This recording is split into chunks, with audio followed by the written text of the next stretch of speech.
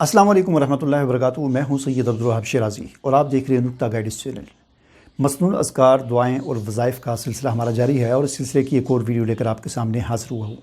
ناظرین، آج کی اس ویڈیو میں ہم بات کریں گے ان امراض کے علاج کے لیے ایک وظیفے کی کہ جن امراض کو عام طور پر لا علاج سمجھا جاتا ہے، جیسے کینسر ہو گیا،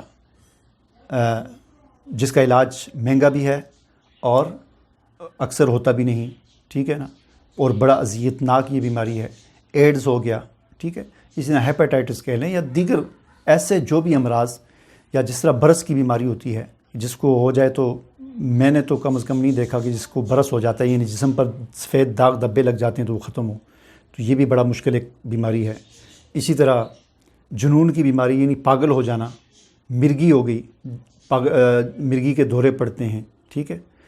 تو یہ وہ بیماریاں ہیں جو ہمارے معاشرے کے اندر آج کل کے زمانے میں بہت عام ہیں، اور جن کو یہ بیماریاں ہو جاتی ہیں تو وہ بیچارے مارے پھرتے ہیں، کبھی اسپتالوں پہ پھرتے ہیں، کبھی جو ہے وہ عاملوں کے پاس، اور اس میں بڑا ان کا پیسہ بھی برباد ہوتا ہے، وقت بھی ضائع ہوتا ہے، ان کی ساری زندگی برباد ہو جاتی ہے۔ خاص طور پر ظاہر جو مریض ہے وہ تو مریض ہے ہی ہے، اذیت کا شکار ہے، اس کے جو گھر والے ہوتے ہیں ان کی زندگی تباہ ہو جاتی ہے، نہ وہ کوئی کاروبار کر سکتے ہیں، نہ وہ کوئی کام کر سکتے ہیں، بیچارے اپنے مریض کو لے کر کبھی ایک در پر کبھی دوسرے در پر گھوم رہے ہوتے ہیں، تو گھر کی جو امن اور سکون اور ہوتا ہے نا وہ سارا ختم ہو جاتا ہے اور لٹ جاتے ہیں، برباد ہو جاتی ہے زندگی۔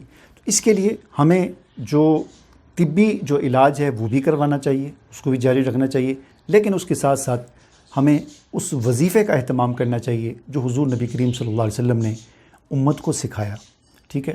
یہ وظائف جو ہوتے ہیں نا، یہ اصل میں ہماری توجہ اللہ کی طرف کر دیتے ہیں، اور یہ وظائف جو ہوتے ہیں نا ہمیں حوصلہ اور صبر جو ہے وہ عطا کرتے ہیں، اور اللہ کی مدد کو یہ لانے والے ہوتے ہیں، ٹھیک ہے نا۔ حدیث میں آتا ہے کہ دعا جو ہوتی ہے یہ تقدیر کو بھی بدل دیتی ہے، تو ان کا ہمیں ضرور اہتمام کرنا چاہیے۔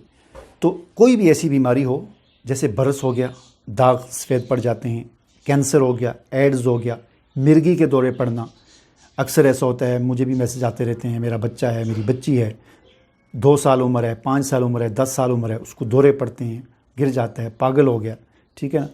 آج کل طرح طرح کی بیماریاں ہیں، تو ان سے حفاظت کے لیے ہمیں اس وظیفہ کا اہتمام کرنا چاہیے، اسے پڑھنا بھی چاہیے، خود بھی پڑھنا چاہیے، جو مریض اس کو بھی سکھائیں، جب وہ ٹھیک ہو، جس وقت ٹھیک حالت میں ہو اس کو یہ دعا سکھا دیں، یہ وظیفہ سکھا دیں کہ وہ اس کا اہتمام کرے، اور جو ایسی حالت میں ہے کہ وہ پڑھنے کے قابل نہیں ہے تو پھر اس کے جو والدین ہیں، بہن بھائی ہیں، وہ اس کا اہتمام کریں کہ وہ اس کو پڑھ کر دم کریں، اس کا پانی پلائیں۔ اور یاد رکھیں یہ دم جو ہوتا ہے نا، یہ کوئی ایسی چیز نہیں ہے کہ آپ کسی مولوی صاحب کے پاس لے جائیں، ہاں کبھی لے جائے، چلیں کسی نیک اللہ کے بندے سے بھی دم کروا دیا، لیکن آپ روزانہ تو نہیں جا سکتے نا۔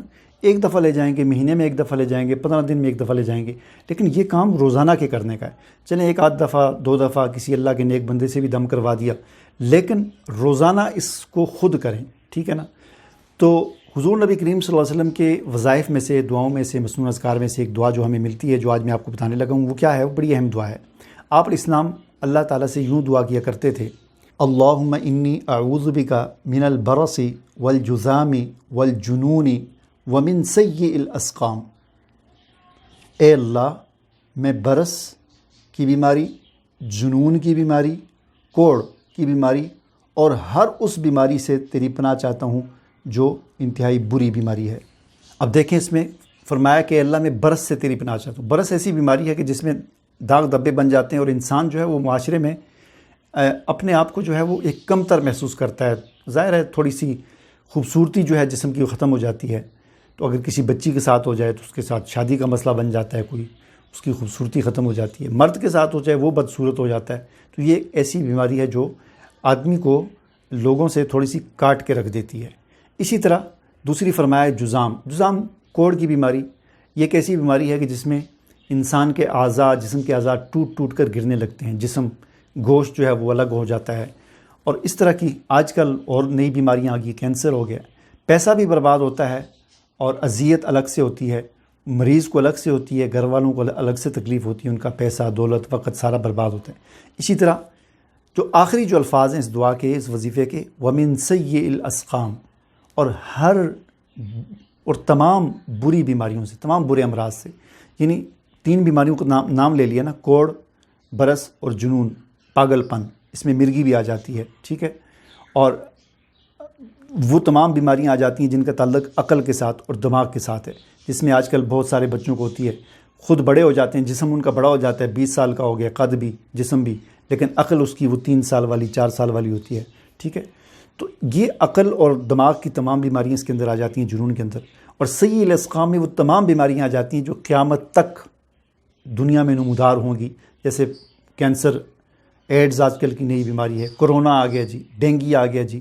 تمام بیماریوں سے، تمام بری بیماریوں سے جو انسان کے جسم کو بھی اذیت دیں، اس کا جسمانی نقصان کریں، مالی نقصان کریں، وقت کو برباد کریں اور زندگی کو اس کی اجیرن کر دیں.